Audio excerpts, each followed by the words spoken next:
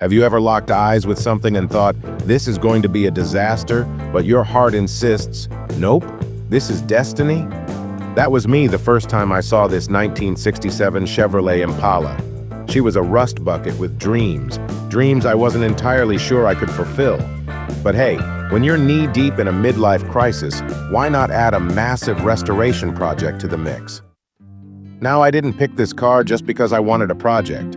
No, this beauty had a history. My dad had one just like it when I was a kid. It was his pride and joy until life got in the way, and we had to say goodbye to it. Restoring this Impala felt like bringing a piece of him back. Sentimental? Sure.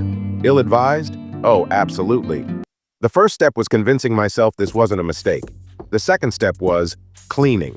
Layers of grease and grime that had clearly been marinating since Nixon was in office. Scrubbing that engine bay felt like uncovering ancient ruins, except less Indiana Jones and more elbow grease. At one point, I found a rat's nest. A rat's nest. I mean, what better proof that this car had lived a full life, right? Every step of the restoration had its challenges. Replacing parts meant scavenger hunts through junkyards, online forums, and some very questionable Craigslist deals. The sanding process? Oh, that was fun. If your idea of fun involves inhaling enough dust to build a small desert. But slowly, piece by piece, she started to shine. New upholstery, fresh paint, a deep midnight blue that just screamed, "Look at me, I'm a classic."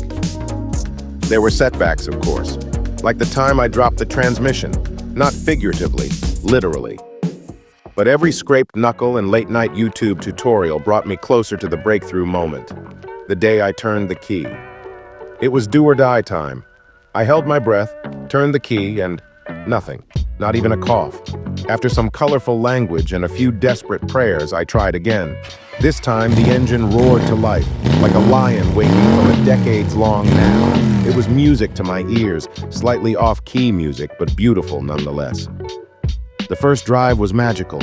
Windows down, wind in my hair, or what's left of it, and that deep growl of the V8 engine. It wasn't just a car anymore, it was a time machine, a work of art, and a part of my story. Restoring this Impala taught me something. Sometimes the most broken things have the most potential. It's not about perfection. It's about the journey, the growth, and the stories we create along the way. So here's to old cars and second chances. Now, if you'll excuse me, I think I just spotted a 1970 Mustang that needs saving. Someone stop me.